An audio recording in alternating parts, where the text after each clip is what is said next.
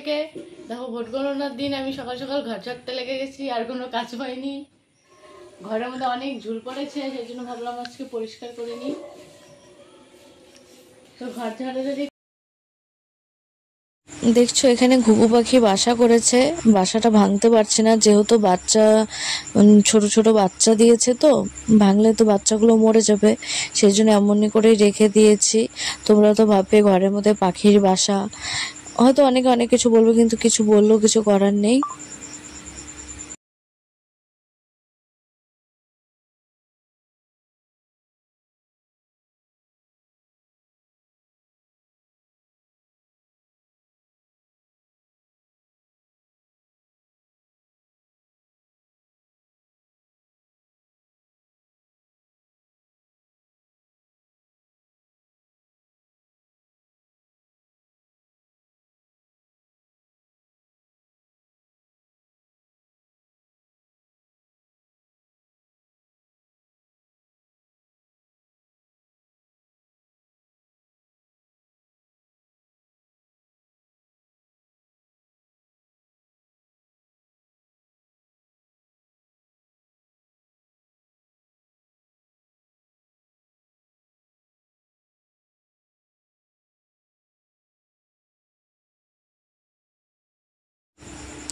কোনো রকম করে মুছছি, বেশি ভালো করে মুছছি না, কারণ এক সপ্তাহ হয়নি আমি ঘর পরিষ্কার করেছি।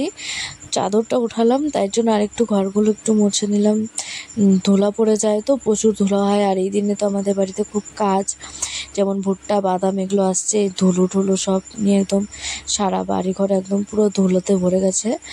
তাই চাদরটা উঠাবো দেখে আর একটু ঘরটাকে আবার একটু মুছে ভালো করে পরিষ্কার করে নিই।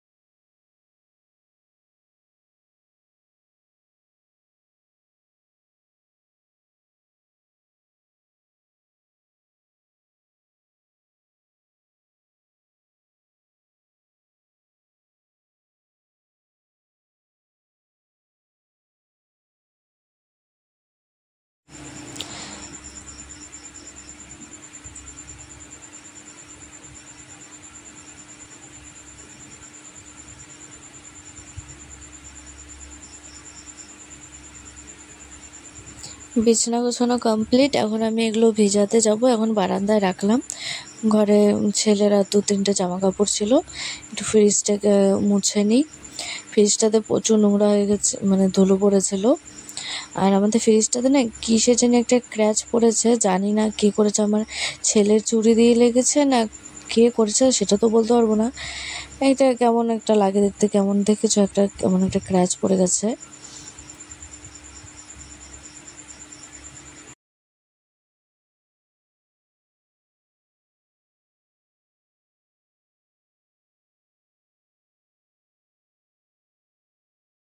মোছামুছি কমপ্লিট, এখন আমি ঘরটা ঝাড় দেবো।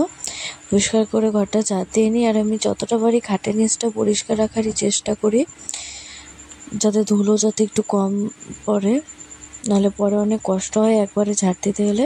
তাই যখনই ঝাড় দিই যতটা পারি পরিষ্কার করেই রাখি। ঘর ঝাড় দিতে দিতে আজকে আমার সাথে এমন একটা কাণ্ড হচ্ছিলো, বারবার ঝাড়ুটা খুলে যাচ্ছিলো। আর অবশ্যই এটা আমার দোষেই হয়েছে, কারণ আমি ঘর ঝাড় দিয়ে মানে জোরে রেখে দিই আর কি, মানে ছুঁড়ে রেখে দিই ঝাড়ুটা। নতুন ঝাড়ুই, বেশি দিন হয়নি এনেছি, কিন্তু তাও এমন হচ্ছে। এটা আমার দোষেই হয়েছে অবশ্য। তো এখানে আমার ঘর ঝাড় দেওয়া কমপ্লিট, এখন আমি ফ্রেশ হতে যাব। যেহেতু সকালে উঠে আগে আমি ঘর ঝাড় দিতে লেগে গেছি, ঘর পরিষ্কার করার জন্য আমি ফ্রেশ হয়ে নিয়েছি। দাঁতটা ব্রাশ করে নিই,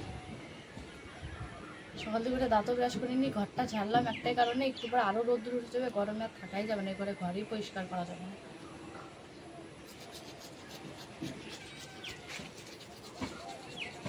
আমাদের ঘরটা দেখা একটু একদম বাজে অবস্থা, চারিদিকে জঙ্গলে জঙ্গল, পরিষ্কারই করতে যায় না, কি বলবো, আমাদের বাড়ির লোকগুলো একদম বাজে। দেখো আমার কাকামণিদের কি হয়েছে, আমার কাকা শ্বশুরের কত বড় সর্বনাশ হয়েছে রাত্রেবেলা, তাহলে কেমন ভাবে ঝড় হয়েছে আমরা তো জানি না। আমরা ভেবেছি এমনি হয়তো বৃষ্টি হয়েছে, জানি না কেমন যে ঘুমিয়েছিলাম কালকে, এখন দেখি পুরো পালং শাকের পাটি ভেঙে পড়ে গেছে। একটু দেখিয়ে নিয়ে যা।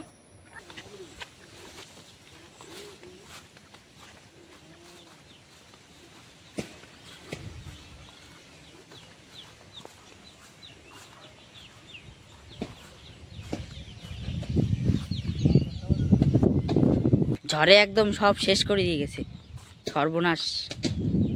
তাহলে ভালোই ঝড় হয়েছে রাত্রে, আমরা টেরই পাইনি। তো আমার দেওর তোমাদেরকে দেখিয়ে নিয়ে আসলো। আর এর নিচে পালং শাক করা হয়, এই যে এটা এটা দেখছো, এটা আমাদের মানে আমার শ্বশুরের আর কি, এখানে আমাদের আর কি পালং শাকের হিসেবে। তো ঝড়ে পুরো ভেঙে দিয়ে চলেছে। আর এখানে বাদাম ভাঙাচ্ছে, যাদের গ্রামের বাড়ি তারা তো অবশ্যই জানবে কিভাবে বাদাম ভাঙায়।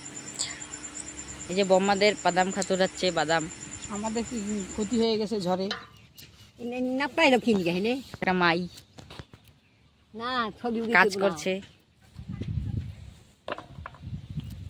এগুলা বৌদিদেরই বাদাম।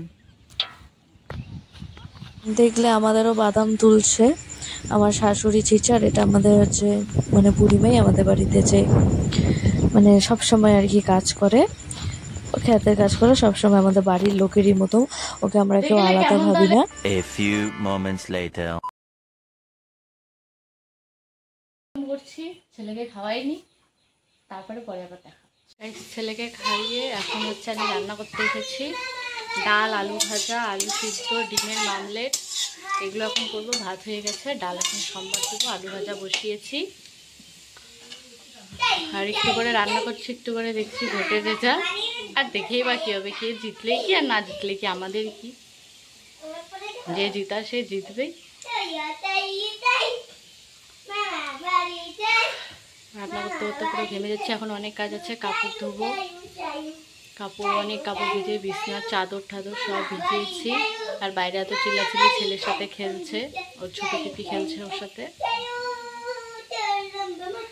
রান্না করে নিই, রান্না টান্না করে রান্না করা শেষ, কাপড় ধোয়া কমপ্লিট। এখন আমি ছাদে যাব কাপড় মেলতে। তার আগে দেখি ব্যথায় চিল্লাচ্ছে। দেখো পায়ে কি হয়েছে, পাপ খুচরা পাপ, এগুলো হলো খুচরা পাপ। আমার সাথে সারাদিন ধরে ঝগড়া করে দেখে এই জন্য এই অবস্থা হয়েছে। ভগবান সাথে সাথে তার ফল দিয়েছে, এখন এটা আমার হাতে সার্জারি হবে। এখন দেখো কিভাবে চিল্লায়, ওর মুখের রিয়াকশনটা তোমরা। হাই গাইস, আমার কুটনি বৌদি এখন আমার সার্জারি করছে গাইস। Control. আমার কুটনি বৌদি আমাকে কি করে দিল গাইস, তোমরাই বলো আমি আর ভালো করছি না খারাপ করছি।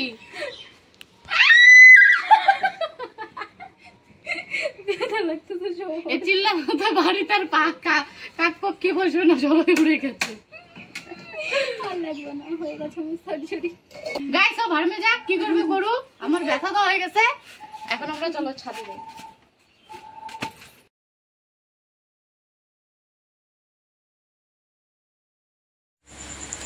ছাদের অবস্থাটা পুরোই খারাপ হয়ে যাচ্ছে, যেহেতু রাত্রে বৃষ্টি হয়েছে তাই হালকা শ্যাওলা পড়ে গেছে, তো স্লিপ কেটে পড়ে যাওয়ার ভয়। আর ছাদের থেকে খুব ভালো লাগে দেখতে, আমাদের এই মানে গ্রাম পরিবেশটা একদম খুব সুন্দর লাগে।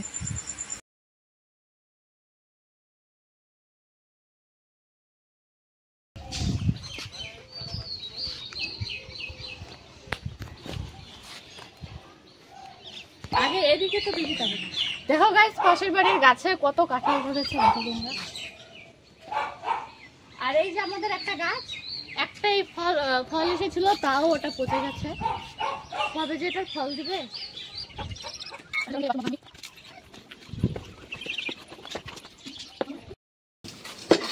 15 দিনে যে মাছ গাইস, আমার ননদকে আমার শাশুড়ি অফার দিয়েছে, ও যদি 15 দিন রান্না করে খাওয়ায় তাহলে ওকে নতুন আর একটা মোবাইল কিনে দিবে। কারণ যেহেতু রান্নাতে একবারে লবলঙ্কা, সেই জন্য আমার শাশুড়ি ইচ্ছাকৃত ভাবে ওকে এই অফারটা করেছে।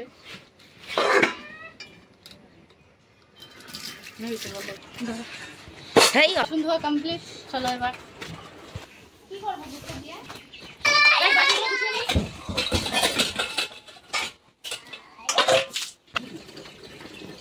কাল নিয়ে যাচ্ছি।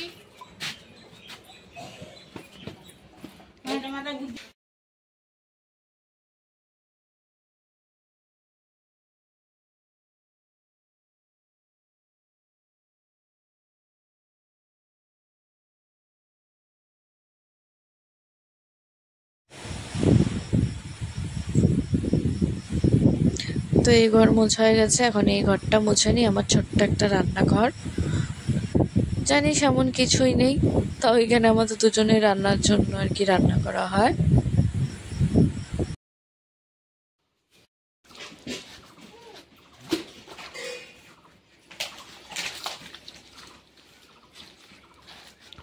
সব কাজ শেষ, ঘর মোছা হয়ে গেছে।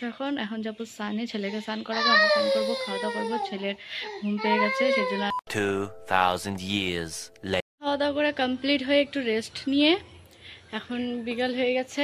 এখন আমাদের ছাদে দেখি সবাই ভিডিও করছে, মানে ভিডিও করতে আসছে। আমার জুই হলো সেজে গুজে ছাদে গেছে, তাই সবাই মিলে ওরা ভিডিও করছে। চলো দেখি, ছাদে যাই।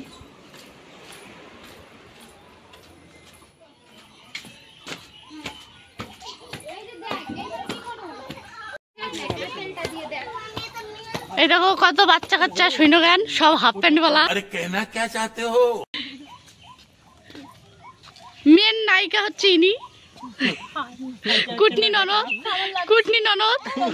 এটা হচ্ছে না বেটা।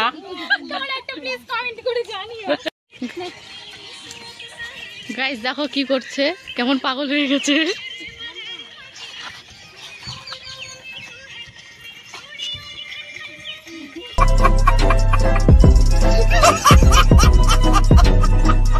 রিলস করা শেষ, বিকাল সন্ধ্যা হয়ে যাচ্ছে, এখন আমরা ঘরে যাব। ভিডিওটি যদি ভালো লাগে তাহলে like comment share and subscribe করে দিও। টাটা বাই বাই, সবাই ভালো থেকো।